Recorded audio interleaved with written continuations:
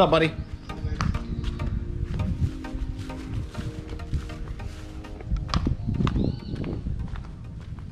Buenos tardes, amigos. ¿Cómo estás?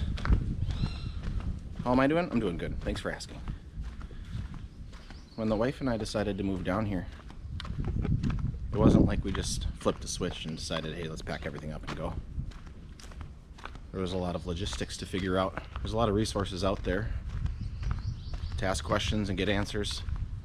And two of the resources we used a lot were Facebook groups. One of them being On the Road in Mexico, which handled a lot of driving situations on the road, obviously. And the other one was Puerto Vallarta, everything you need to know. So if you're driving down to Mexico, first one is probably get on that page, On the Road in Mexico. And we use that one for two main things. One, what's the best route to take? Because the roads down here are not like the roads in the States. There's potholes, there's potholes everywhere, especially on the private roads. And then there's toll roads, quotas. You want to stay on the quotas as much as possible because they're just better roads. They're safer, easier to drive, smoother, all the above. So we use that On the Road in Mexico page to figure out our route from Minneapolis all the way to Puerto Vallarta, and we ended up asking a lot of people, and the best route for us was Minneapolis to Kansas City to Austin, Texas. We decided to cross at Columbia, the Columbia crossing. There's lots of crossings obviously all around the southern border. This one's in Texas. It's near Laredo, but at the time the Laredo crossing was apparently not the safest one. There was lots of carjackings and muggings right after you got into the border. So we went a little bit out of our way, not crazy far, like maybe 20 minutes, half hour, and decided to cross at Columbia.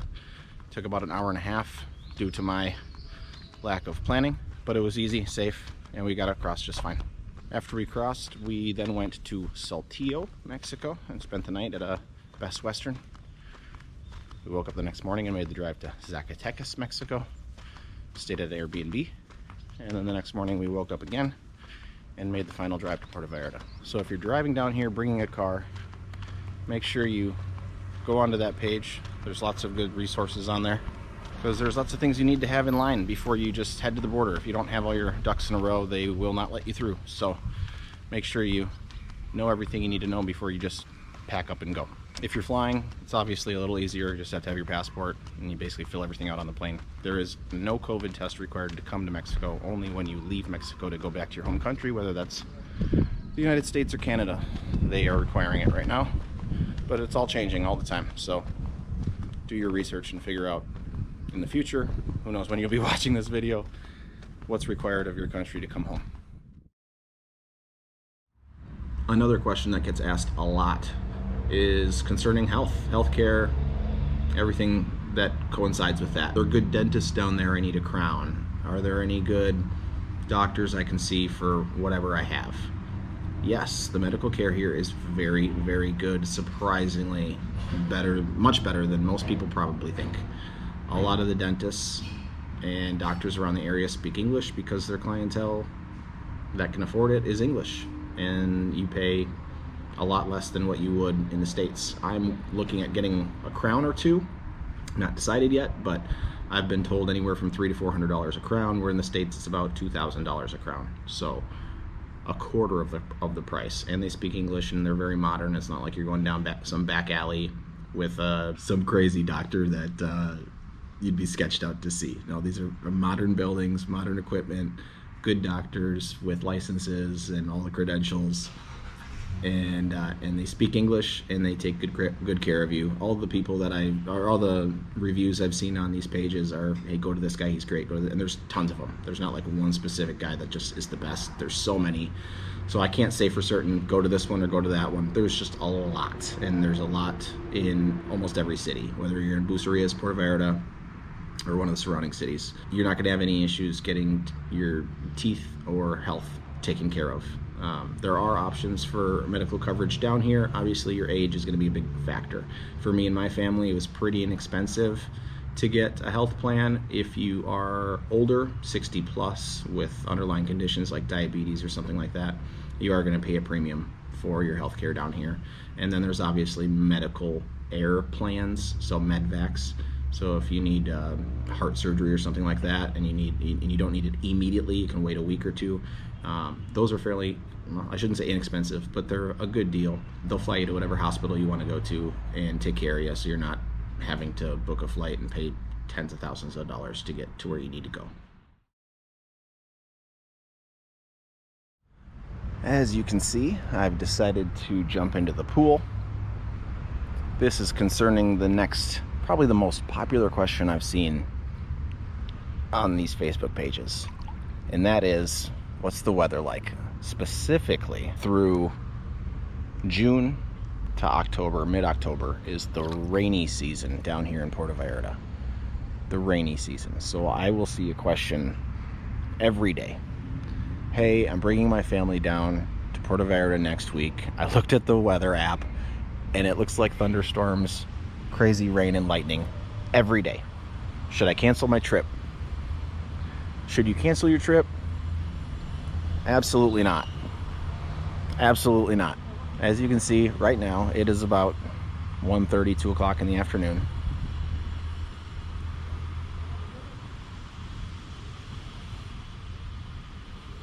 It's a little cloudier today, but they're not dark clouds. So the rainy season works like this. From June to October or so, it rains, but at night. Think of it like Florida.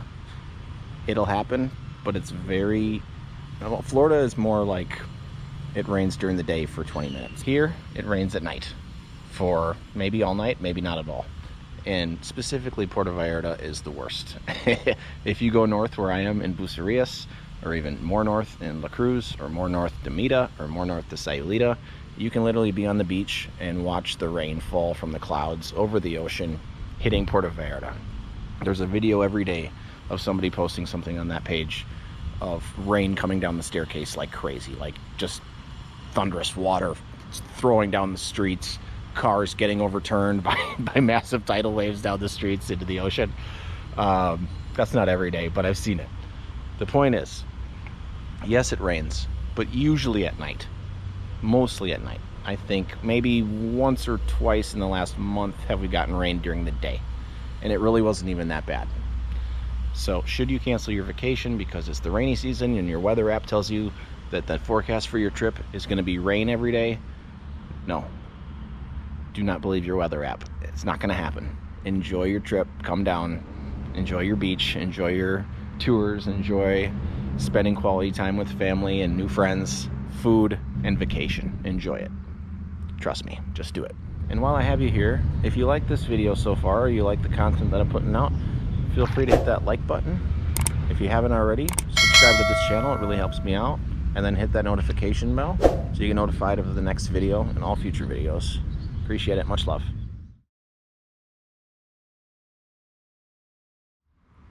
Another popular question, especially when you're visiting from the States or Canada, is where can I go get a COVID test?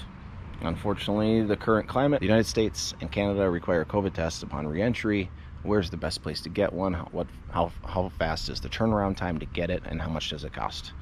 In my experience, the best way to do it, unless you're very far away from the airport, is just to go to the airport. They have a tent set up. If you go early in the morning or when the airport's not super busy, you can get in and out within about maybe 20 minutes, half hour. I've seen people wait maybe an hour or two, depending if it's busy or not. But when I went the first time, I waited in line for 10 minutes, filled out everything on my phone. It is all technology based, so make sure you bring your phone with you to fill out everything, because they just basically say scan this app or scan this QR code, fill out everything. And then when they give you your, it's like a serial number or a notification number, take a screenshot of it, because they're going to need that, and it goes away. And if you can't find it, then you have to go through the whole process again.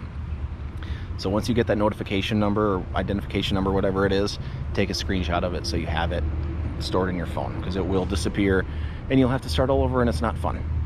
There are obviously other locations to go to. There are hospitals and clinics and parking lots with tents that are set up for COVID tests as well. If you're traveling, in my opinion, the best way to do it is go to the airport. Right outside the airport, there's a tent. Go in there, take care of it.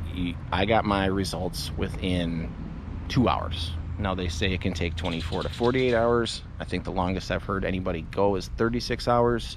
Maybe they were backed up or short-staffed, but the airport seems to be the easiest, fastest way to handle it.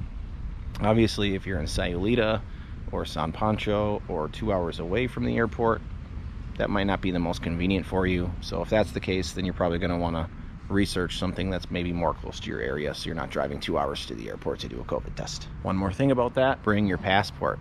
If you do not have your passport, they will not let you take the test. That happened to my brother when we were here back in March. We drove all the way from Punamita, about 45 minutes. We got there and he goes, oh, I don't have my passport. So I got to take the test, and then I got to join him the next day, driving all the way back so he could take his test. So bring your passport, identification, and you shouldn't have any issues.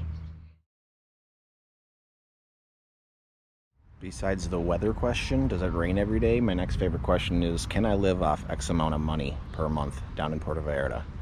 And that question is loaded with subjectiveness, depending on what that person's level of comfort is.